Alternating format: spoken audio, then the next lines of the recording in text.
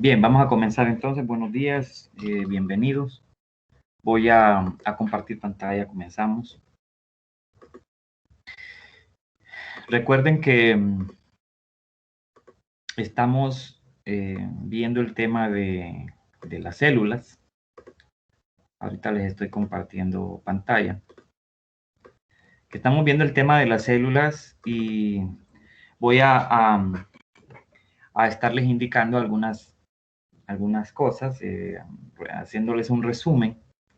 El lunes estuvimos hablando del tema de organización celular, estructura celular, y recuerden que mencionaba que si usted tiene el libro de Solomon, pues se va a este capítulo que dice organización de la célula, y ahí es donde le va a aparecer pues toda la información relacionada con lo que estuvimos hablando, ¿no? De la estructura celular, la historia de cómo se comenzó a estudiar las células, lo que se sabe de las células, datos en general, ¿no? De la fisiología, del funcionamiento, de la estructura de los organelos celulares y sus funciones. Todo eso está en estos capítulos. Entonces, en el libro de Solomon está en este, que es el 14, que dice organización de la célula. Y en el libro de Audesirc, en este, recuerde que estaba en el capítulo 6, capítulo 3. Y en el capítulo 4, dejen que se cargue aquí un momentito. En el capítulo 4, lo que había, no, capítulo 4 y capítulo 5. En el capítulo 4, me voy a mover hacia él, es donde se empieza a estudiar esto de la estructura de la célula, estructura y funciones de la célula. Y más abajo en el capítulo 5 se habla de la membrana celular. De eso es lo que vamos a tratar de hablar hoy. Recuerden que estamos haciendo unos resúmenes, ¿verdad? Usted cuando va leyendo, porque recuerde que las videoconferencias son para explicar en general la temática, pero al fin y al cabo es usted quien lee y usted quien desarrolla el contenido a su tiempo, en su esquema, y nosotros hacemos una relación y un resumen de todo, para que usted esté orientado y sepa qué es lo que va a leer y qué es lo que va a estudiar. Entonces, más adelante en este libro de Audesirc, aquí en el capítulo 5, se habla de la estructura y función de la membrana celular, ¿verdad? Entonces, aquí y hoy vamos a resumir un poco lo que es la membrana celular. Recuerden que la membrana celular es una de las 3 características básicas que comparten todas las células de todos los organismos vivos en el planeta. Esas 3 características mencionábamos que era el hecho de que cada célula pues contiene ADN celular, donde está guardada, codificada la información que tiene las instrucciones para construir a ese individuo de esa especie en particular. El citoplasma celular, en donde se llevan a cabo todas las reacciones metabólicas de la célula y en donde están ubicados los organelos celulares, ¿verdad? Y luego mencionábamos la membrana plasmática. Cuando se habla de membrana plasmática, es relativo a decir membrana celular, es lo mismo. Entonces, la membrana en principio es un organelo, ¿verdad? Es un órgano. Así como la piel en nosotros es un órgano, es igual, ¿no? Y básicamente la piel tiene, digamos, muchas similitudes con la membrana. Miren cuáles son las funciones que dicen los libros, que menciona la literatura, que tiene la membrana celular o la membrana plasmática. Dice, aísla de forma selectiva el contenido de la célula del ambiente externo. Es decir, separa lo que hay dentro de la célula con lo que hay fuera. Y dice que lo aísla de forma selectiva, es decir, que la membrana no es una estructura sólida, sino que es una estructura que puede atravesarse. O sea, los materiales, el agua, los nutrientes o los solutos en general y el solvente universal, que es el agua, pueden entrar y salir, pero de manera selectiva. Es decir, la membrana actúa como un portero que selecciona o decide qué entra y qué sale. ¿Verdad? A eso se refiere a esto. Ahora, de modo, dice que aísla de forma selectiva, de modo que se producen gradientes de concentración de sustancias disueltas producidas en diversas partes de la membrana. Eso lo voy a explicar a continuación. ¿Qué es eso de gradiente de concentración de sustancias disueltas? Ahorita vamos a ver eso. Entonces, una de las funciones importantes entonces es aislar el contenido celular de lo que hay afuera, de forma selectiva.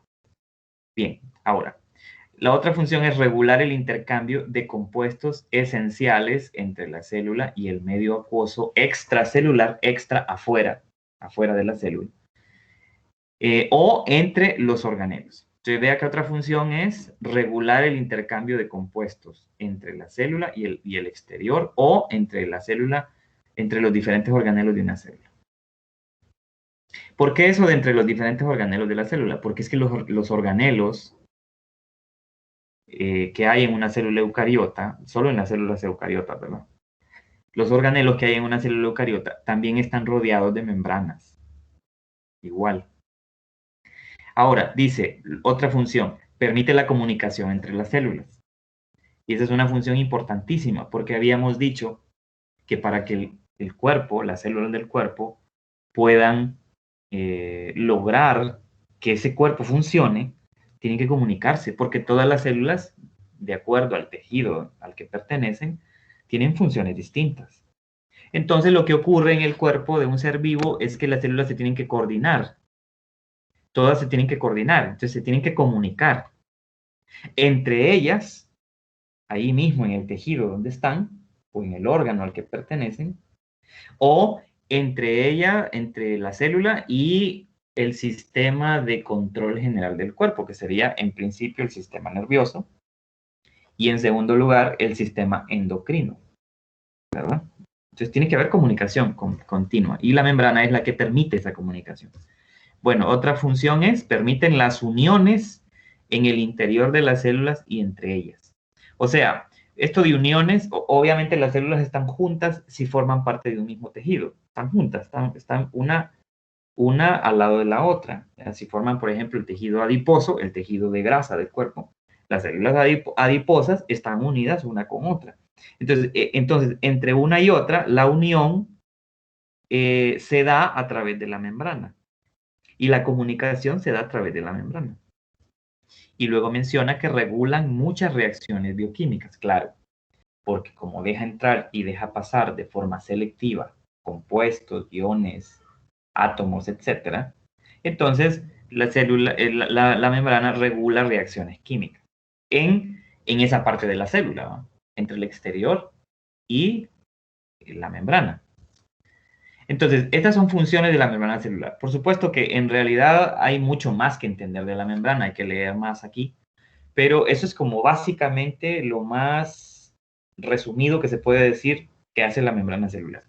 Algo interesante es que cuando se estudió la membrana celular, se hablaba de un modelo de mosaico fluido.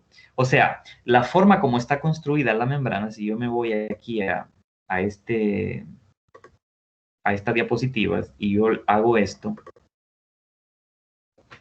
recuerde que químicamente la membrana celular es fosfolípidos, más colesterol, más muchas proteínas que están, digamos, junto con la membrana o asociados a la membrana. Entonces, químicamente hablando, la membrana está formada de una doble capa de fosfolípidos. Entonces, toda la célula está rodeada de esa doble capa de fosfolípidos. Aquí está la doble capa de fosfolípidos, ¿verdad?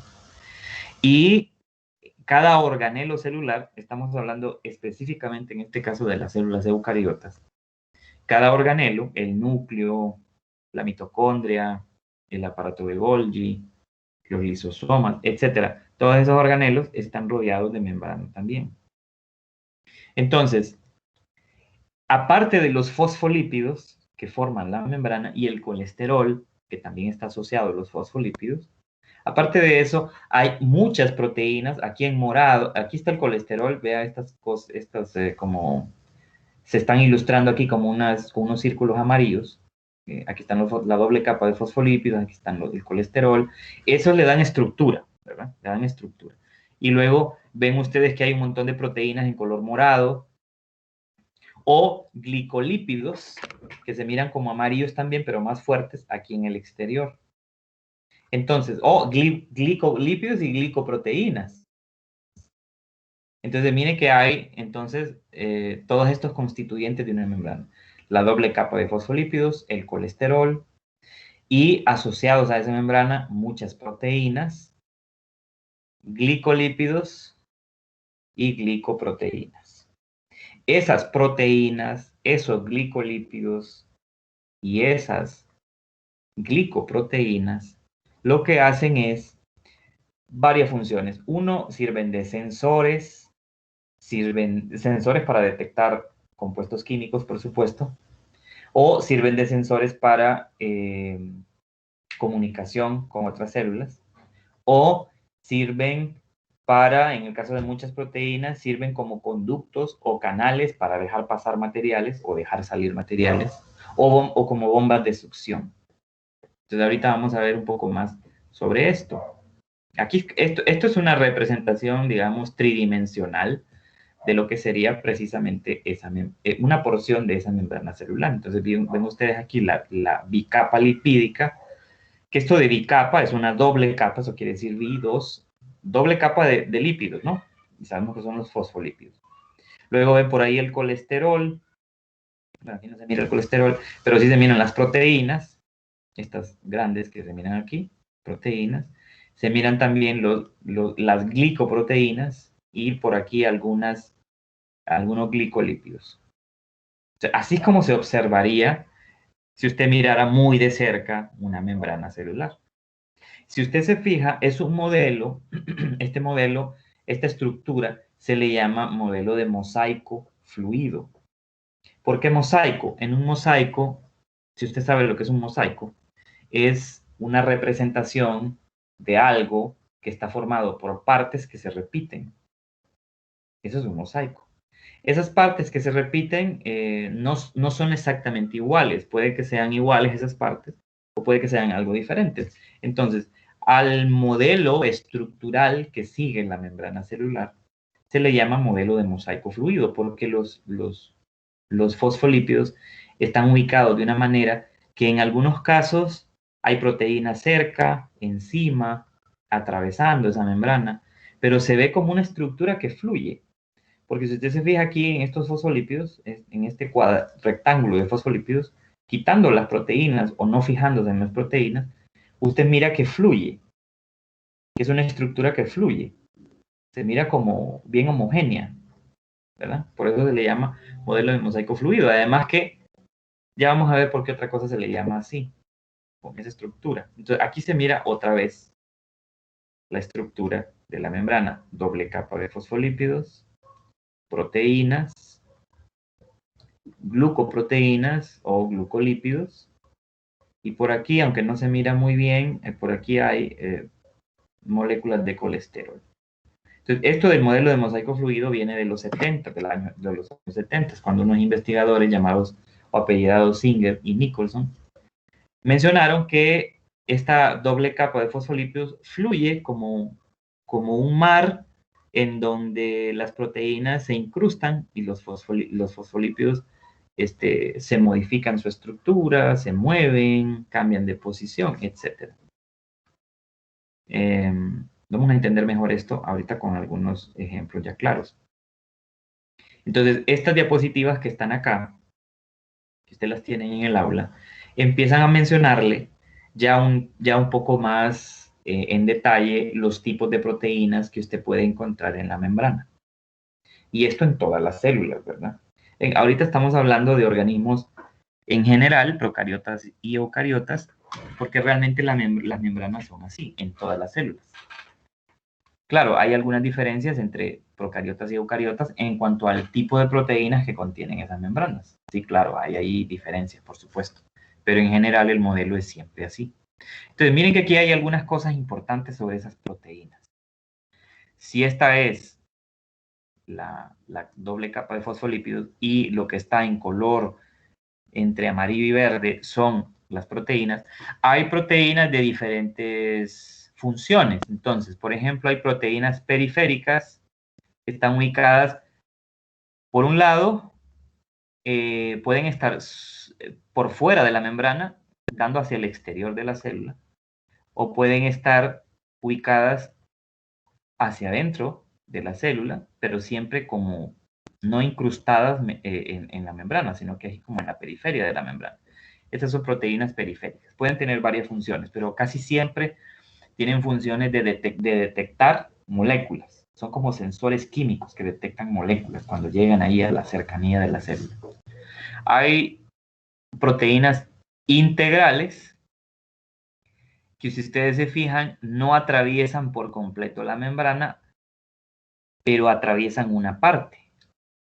Esas también tienen funciones de receptores químicos o de reconocimiento de sustancias químicas o incluso hasta de defensa química, ¿verdad? De defensa química me refiero a que cuando a una célula le llega un antígeno, por ejemplo, un virus, por ejemplo, son esas proteínas que están ahí en la membrana las que se encargan de detectar que eso es un virus, que eso es un organismo extraño o algo extraño, un antígeno que no pertenece al cuerpo.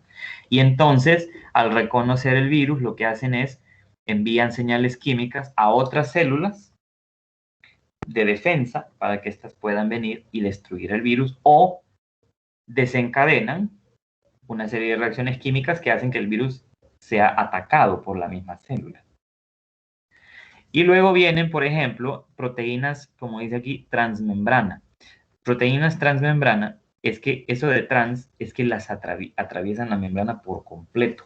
Entonces, estas proteínas transmembrana tienen casi siempre dos funciones. Algunas son como bombas de succión, ahorita vamos a ver unos ejemplos, y otras sirven como canales de paso de materiales, porque atraviesan completamente la membrana, entonces dan lugar al paso de un material de una parte de la membrana a otra, ¿verdad? Entonces, por aquí está la explicación, ¿verdad? ¿Qué son las proteínas periféricas, las integrales?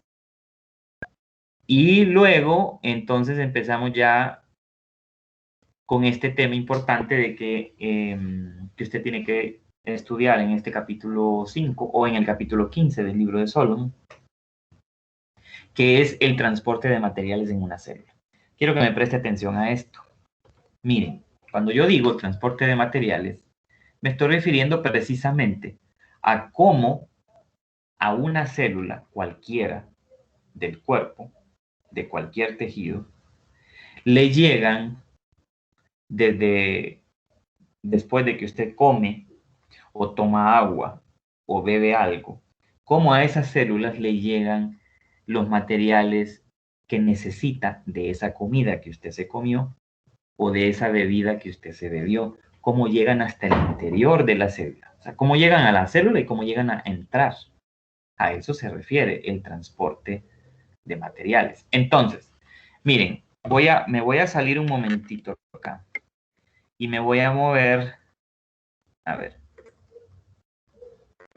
me voy a mover aquí a la enciclopedia de anatomía humana. Y quiero nada más ilustrar esto porque es bien importante. Bueno, me voy a quedar con esta imagen. A ver. Sí, me voy a quedar con esta imagen. Miren, ve. Usted come, usted se alimenta. Esa es su fuente de energía, comer. Entonces, la comida, por supuesto, empieza a ser digerida, catabolizada. Recuerde que el alimento se cataboliza.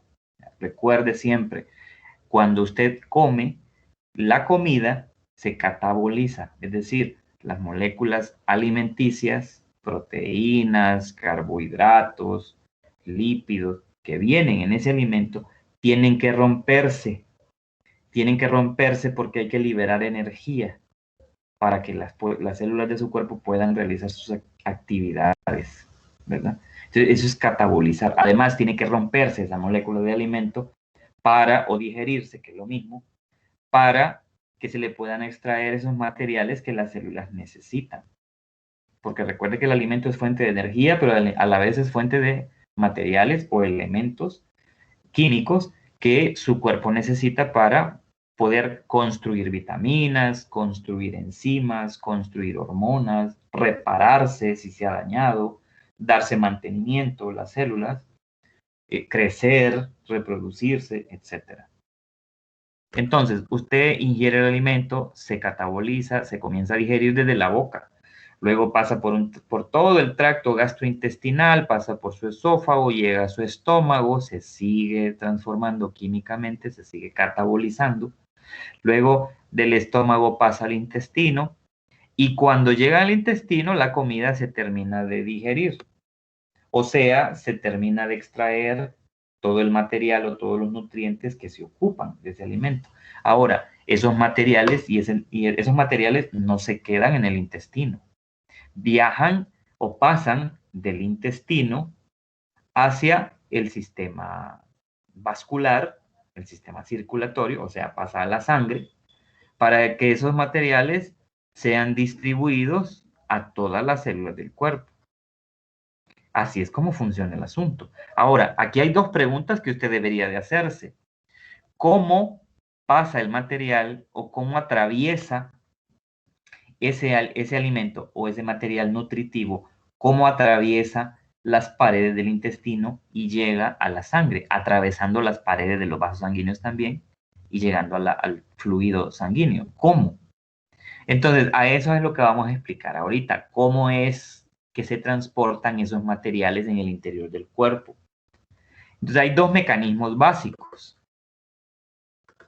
Hay dos mecanismos básicos de transporte de materiales. Está el transporte pasivo y está el transporte activo. Entonces, el transporte pasivo se le llama pasivo porque el material se transporta del intestino a las diferentes partes del cuerpo a través de la sangre sin que el cuerpo gaste energía, sino que se hace de forma como automática. No se gasta energía para que ese material se mueva por transporte pasivo. Es lo que usted tiene que estudiar, entender. Entonces, fíjese que el transporte pasivo, que no requiere energía para mover materiales, se puede resumir en dos mecanismos de transporte. La difusión simple y la difusión facilitada. Cuando yo digo difusión simple, tengo que primero entender qué es difusión, ¿verdad? Entonces, les voy a decir teóricamente, ahí está en el libro, pero usted se lo voy a explicar. Una difusión es el paso, escúcheme bien y trate de entender con esta imagen que yo le estoy poniendo aquí, trate de entender el concepto. Mire, difusión es el paso de un material o de un soluto, si no quiere llamarlo material, llámelo soluto, o incluso agua, porque también el material puede ser agua, no necesariamente solo un soluto. Entonces, es el paso, difusión es el paso de un material o de un soluto o de agua desde donde hay mayor concentración de ese material, de ese soluto o de esa agua, hasta donde hay menor concentración, atravesando directamente o completamente la membrana, en favor de un gradiente de concentración o en favor del gradiente de concentración. Voy a repetir el concepto, no es algo difícil, no se preocupe, no es la primera vez que lo vamos a mencionar, porque usted lo tiene que entender. Usted terminando este curso de biología tiene que entender cómo es que fluyen los nutrientes por todo su cuerpo, cómo es que llegan a las células, cómo es que se metabolizan, tienen que entender eso.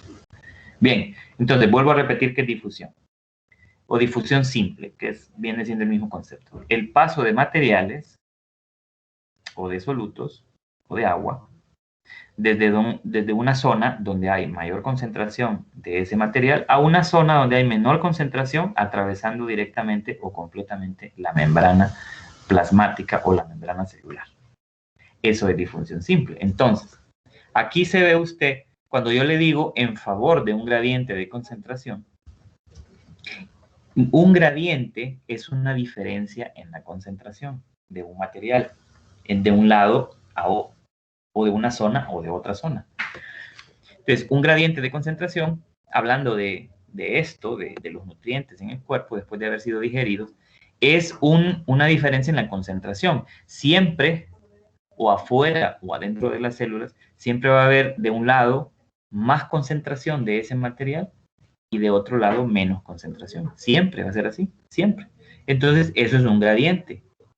Mayor concentración de un lado, menor concentración del otro lado. Eso se llama gradiente de concentración. Claro que comúnmente esos gradientes están separados por la membrana. O sea que de un lado de la membrana va a haber mayor concentración de un material y del otro lado va a haber menor. A eso se refiere simplemente un gradiente de concentración. Entonces, la difusión simple es que ese material pasa en favor del gradiente, es decir, de donde hay más a donde hay menos, atravesando completamente la membrana. Y así es como se transporta el agua, por ejemplo. El agua en las células se mueve desde donde hay más concentración hacia donde hay menos, atravesando la membrana directamente en favor del gradiente. Así es como se mueve el agua, de dentro de las células hacia afuera o viceversa, de fuera de las células hacia adentro.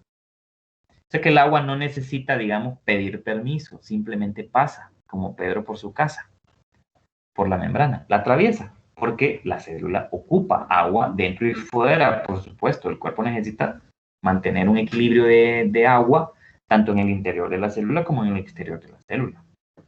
Y eso es un mecanismo homeostático, que se llama osmorregulación, ¿verdad? El contenido de fluido o de líquido que hay dentro y fuera de las células. Eso se llama osmorregulación.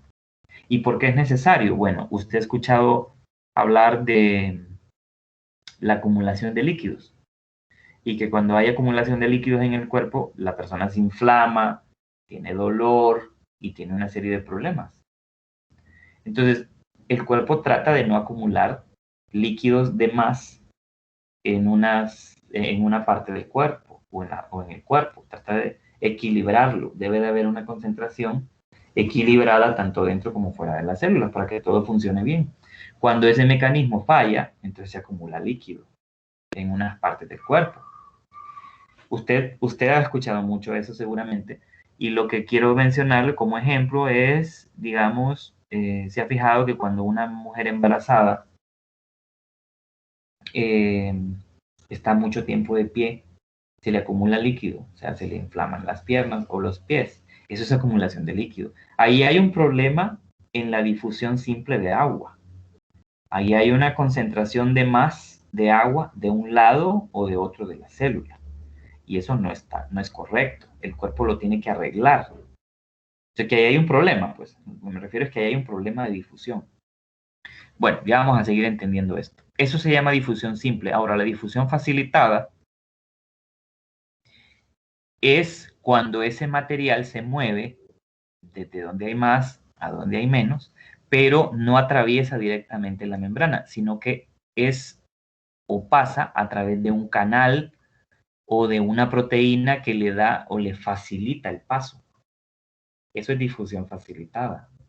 El material pasa siempre en favor de un gradiente de concentración, desde donde hay más concentración de ese material hacia donde hay menos, pero ese material no atraviesa la membrana completamente, sino que lo hace a través de una proteína. Esa proteína sirve como un portero que facilita su entrada o su salida, porque puede ser entrada o salida. Por eso se llama difusión facilitada, pero en este proceso no se gasta energía. La célula no gasta, no invierte ningún poquito de energía para que ese movimiento de materiales se pueda dar. Por eso se llama transporte pasivo. Ahora, en el transporte activo, que es la otra forma de mover materiales en el cuerpo, en el transporte activo, el material, el soluto o el agua, aunque comúnmente agua no, sino que casi siempre son solutos o compuestos químicos o algunas moléculas químicas, esas moléculas pasan no en favor de un gradiente de concentración, sino más bien pasan casi siempre en contra de un gradiente, desde donde hay menos hasta donde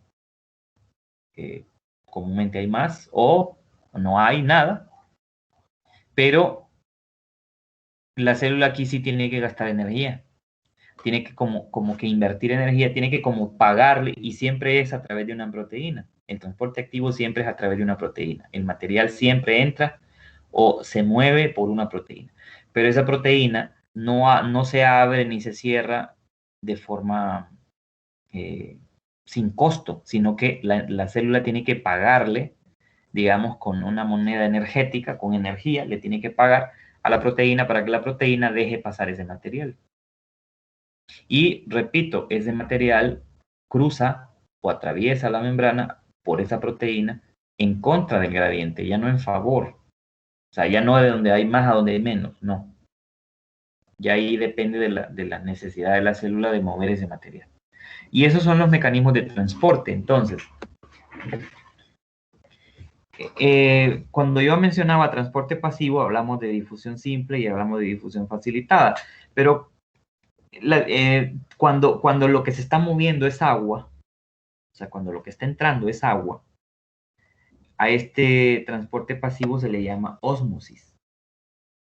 Entonces, es lo mismo, es siempre una difusión simple, nada más que no de un soluto, sino de agua. Entonces, en ese caso, cuando la difusión es de agua, se le llama ósmosis a esa difusión. Entonces, por eso es que aquí se mira en esta diapositiva, se dice que la difusión puede ser simple, facilitada, o puede ser ósmosis. Que la ósmosis es lo mismo que la difusión simple, nada más que lo que se está moviendo es agua. Aquí ustedes pueden ver aquí en la imagen, en la animación, por ejemplo, los gases como el oxígeno o como el dióxido de carbono, por ejemplo, aquí se está ejemplificando el dióxido de carbono, atraviesan la membrana celular por difusión simple. Es decir, que pasan desde donde hay más concentración de ese gas hasta donde hay menos concentración de ese gas, atravesando directamente la membrana. ¿Verdad? Eso es la difusión simple. O sea, los gases como el CO2 y el oxígeno pasan por difusión simple la membrana celular. Así como cuando usted necesita oxígeno dentro de la célula, entonces el oxígeno entra por difusión simple hacia el interior de su célula. O cuando la célula tiene que expulsar el CO2 desde el interior, sale ese CO2 por difusión simple hacia la sangre otra vez y luego hacia los pulmones, donde ese CO2 es expulsado del cuerpo. Ahora, fíjese usted la difusión facilitada. Dijimos que la difusión facilitada también es en favor del gradiente de concentración, o sea, también el material pasa desde donde hay más a donde hay menos, pero a través de una proteína que se llama proteína facilitadora. Aquí se ve un ejemplo de una molécula que está entrando a la célula por una proteína que es facilitadora. Entonces, eso se llama difusión facilitada. Es sencillo, ¿verdad? Es sencillo de entender. Ahora, también es una difusión facilitada cuando entran otros materiales por una proteína también, pero es que fíjense que aquí las proteínas pueden actuar de dos formas, o ese facilitador puede actuar de dos formas. Si se fija en esta primera animación, la proteína como que se abre y se cierra para dejar pasar o impedir el paso de un material. Aquí se abrió y aquí se cerró. Como que tienen una puerta de entrada que se abre y se cierra. Pero hay otras proteínas que sirven como canales más bien. O sea, dejan pasar el material una vez que lo identifican químicamente, pero no se abren ni se cierran, sino que simplemente son un canal por donde pasa el material. Y sigue siendo una proteína facilitadora. Por ejemplo, aquí se está ilustrando el paso de un ion de sodio, como cuando usted come sal. El sodio de la sal que usted come en la comida tiene que llegar a las células. Lo mismo el cloro. ¿Ya? Recuerde que la sal que usamos para cocinar es cloruro de sodio. Entonces, una vez que llega al cuerpo, esa molécula de cloruro de sodio se metaboliza, o sea, se cataboliza. Ya no, dentro del cuerpo ya no va a ser sal, sino que se va a romper en sus componentes que la forman, esa molécula.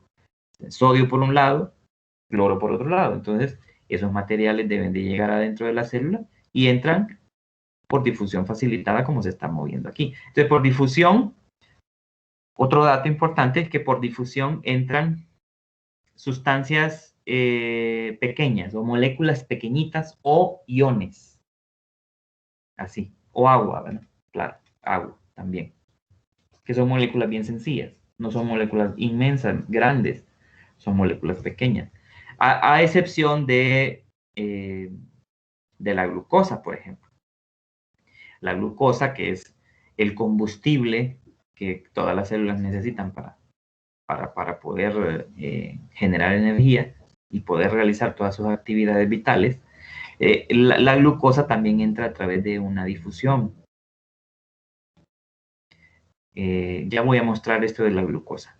Miren, aquí está ejemplos de lo que entran a la célula o lo que se puede mover a través de la membrana por difusión simple, como por ejemplo moléculas polares grandes sin carga, como la glucosa. Ahorita vamos a ver cómo entra por difusión la glucosa a la célula. O aminoácidos, que son el producto de la digestión de las proteínas que usted se come en la carne o en los vegetales. Entonces la glucosa, los aminoácidos entran por difusión a la célula. Pero también iones, como les mencionaba, cloro, sodio, pueden ser potasio, puede ser fosfato, etcétera, iones. Recuerde que un ion es un átomo que tiene una carga parcial, negativa o positiva, ¿verdad? Son iones con carga eléctrica. Son átomos, perdón, con carga eléctrica. Esos son los iones. Entonces, también los iones pueden entrar por difusión a la célula. Ahora, moléculas polares sin carga, o sea, no iones, y que son pequeñas, como por ejemplo el hidrógeno, el oxígeno que estábamos mencionando, o incluso moléculas pequeñitas como la urea.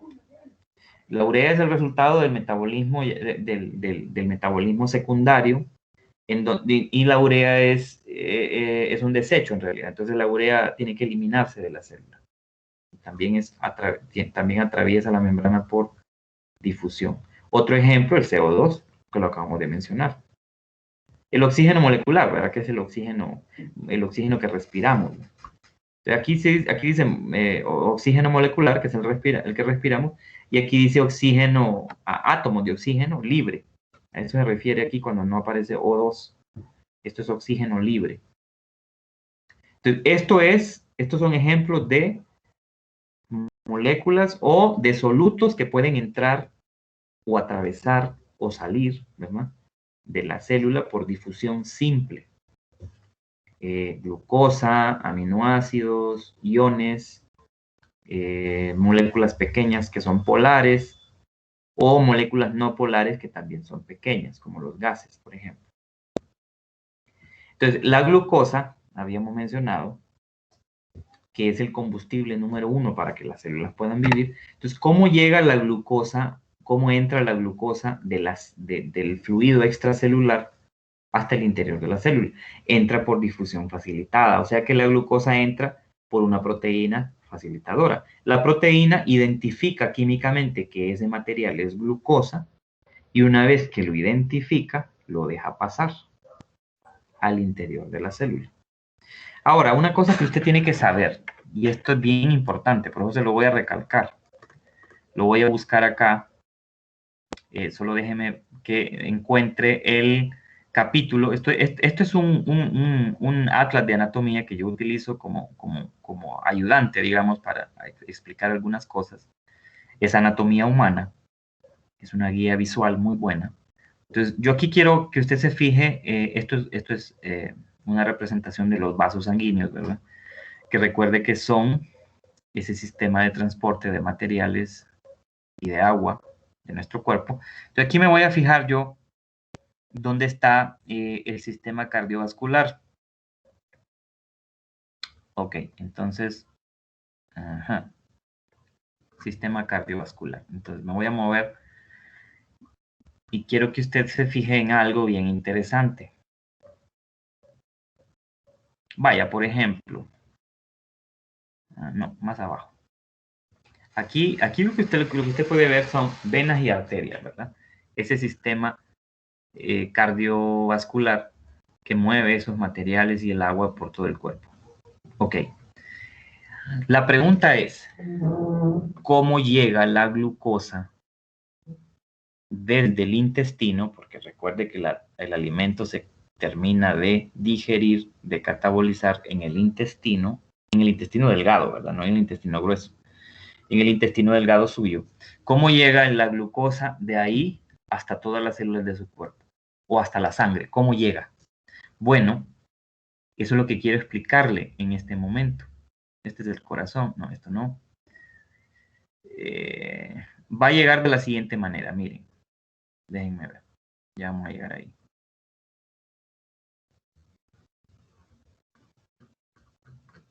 Ya vamos a llegar ahí. No me preocupe.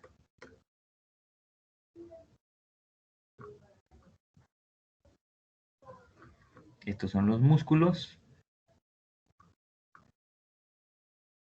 Bueno, no encontré la página que quería porque no tengo el número exacto, pero bueno, voy a ejemplificarlo utilizando la misma imagen que había usado hace unos momentos.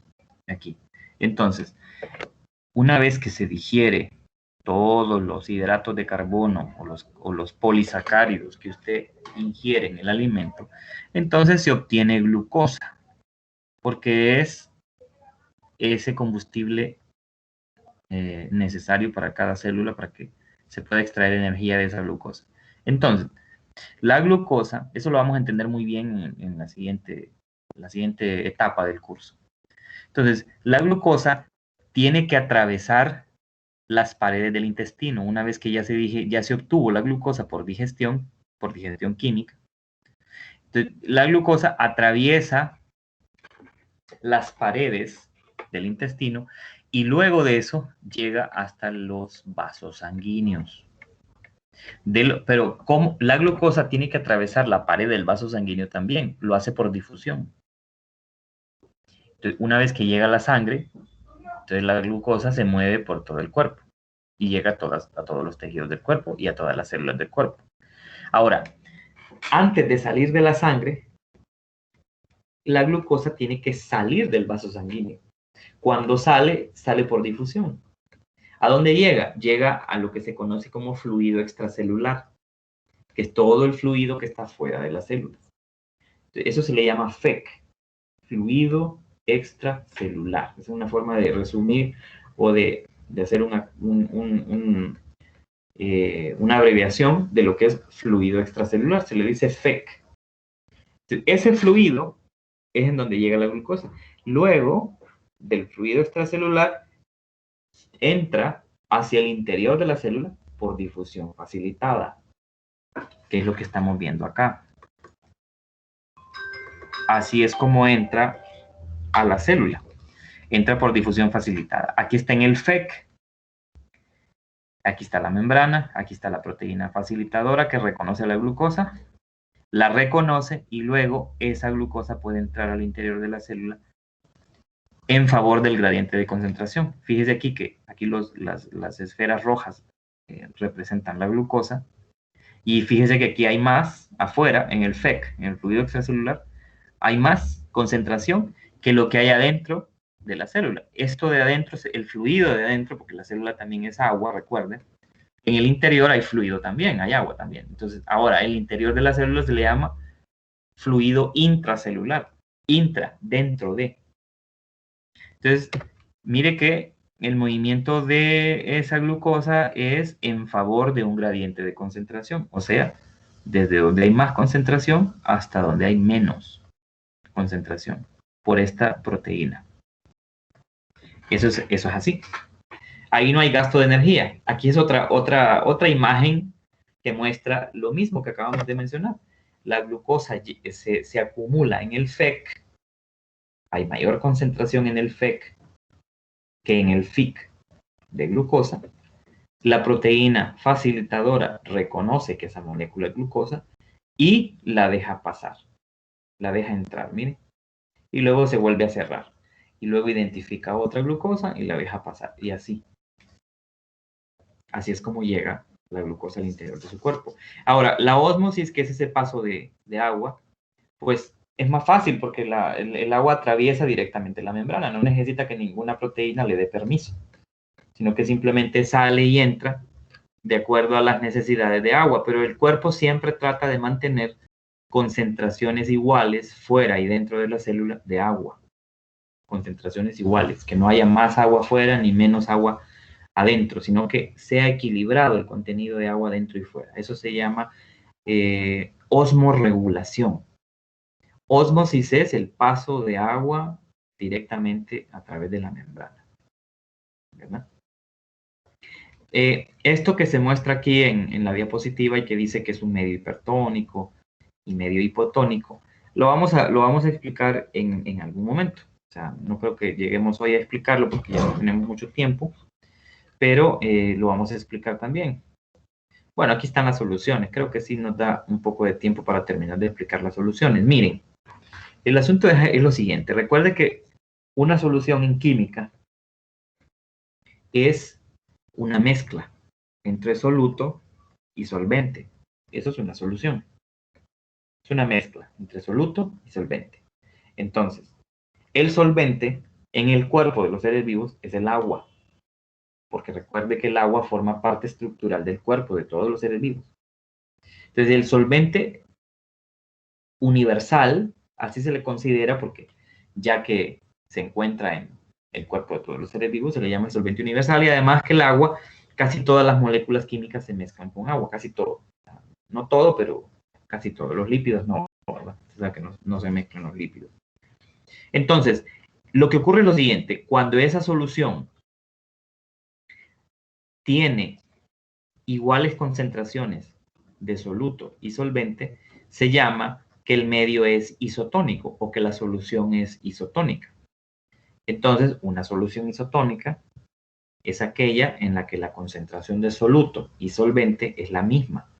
Y es la misma tanto fuera de la célula como dentro de la célula. Entonces, aquí se puede ver en esta imagen de aquí de en medio.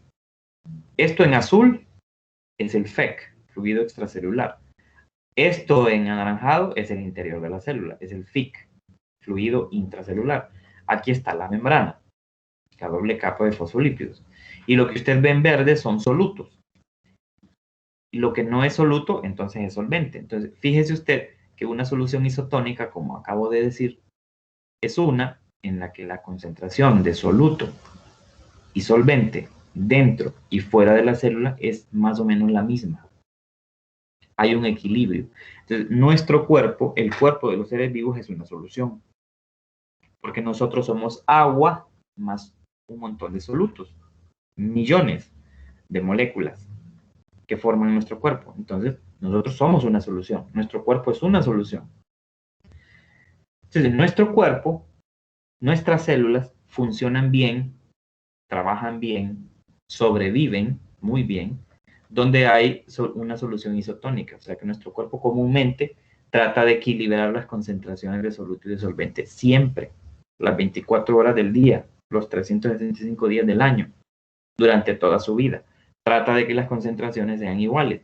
Por supuesto que en algún momento cambian las concentraciones, de acuerdo a lo que, a cómo se mueve ese material. Sí, claro, por supuesto. Pero eso está bien controlado por las células. Una solución, por otro lado, que es hipotónica, que es lo que se muestra aquí, es aquella en donde usted va a ver que hay mayor concentración de solvente fuera de la célula que adentro y menor concentración de solutos afuera que adentro. Entonces, como hay en esta solución hipotónica, hay más fluido afuera que adentro, el fluido, el líquido, tiende a entrar de afuera hacia adentro de la célula, haciendo que la célula se hinche, se llene de líquido. Eso no es bueno, porque eso hace que la célula funcione mal, si esa solución se mantiene hipotónica por mucho tiempo. Entonces, piénselo de esta manera.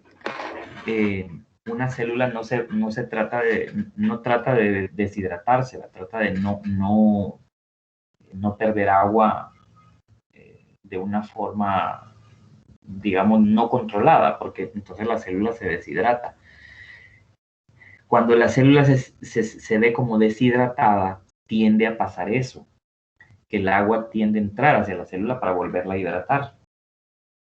Pero a veces el mecanismo no funciona bien y se llena demasiado de agua la célula y también empieza a fallar.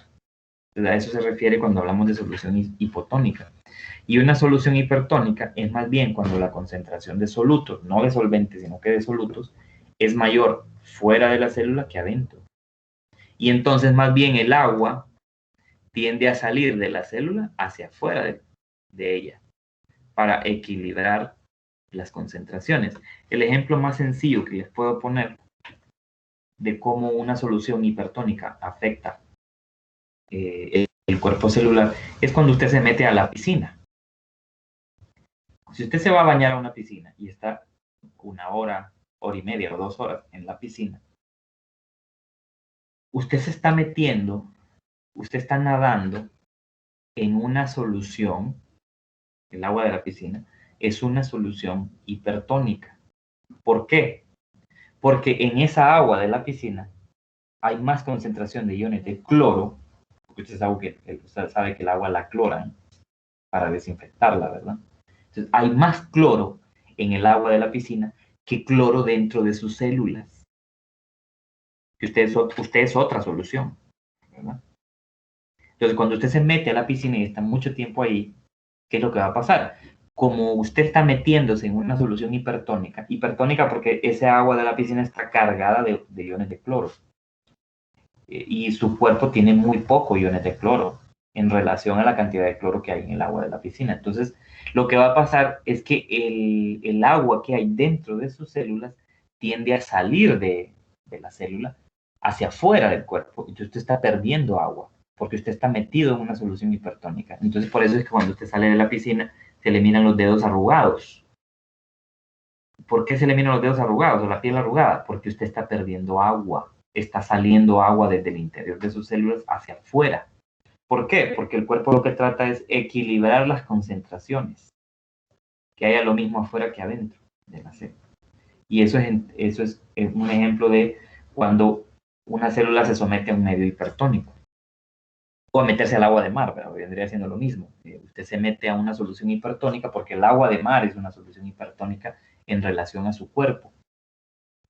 Entonces usted empieza a perder agua. Entonces, en resumidas cuentas, estos son cambios. O sea, cuando hablamos de las soluciones, los tipos de soluciones, estamos hablando de cambios en la concentración de solutos y de solvente dentro y fuera de la célula. Y eso modifica el funcionamiento celular. Si usted permanece por mucho tiempo o una célula permanece por mucho tiempo en una solución hipertónica, se va a deshidratar. Si permanece mucho tiempo la célula en una solución hipotónica, la célula más bien se va a hinchar, se va a llenar de agua y va a empezar a funcionar mal. La única forma de funcionar de manera correcta en cuanto a esas concentraciones de moléculas es que sus células estén en una solución isotónica. Entonces, nuestro cuerpo es una solución isotónica, casi siempre, casi que las 24 horas del día. Hay momentos en los que por algún problema físico las células comienzan o el cuerpo se comienza a tornar hipotónico o hipertónico. Pero generalmente usted funciona como una solución isotónica, su cuerpo funciona como una solución isotónica, porque así está creado, así está diseñado el cuerpo de un ser vivo.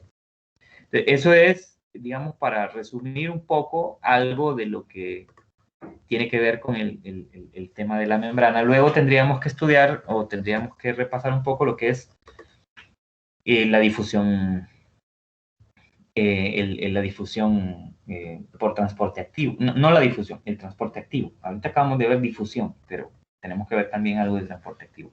Natalie pregunta, solo para terminar, que en cuánto tiempo se cataboliza la comida. Depende, Natalie, porque recuerden que en la comida viene de todo. Vienen carbohidratos, vienen lípidos, grasas, proteínas.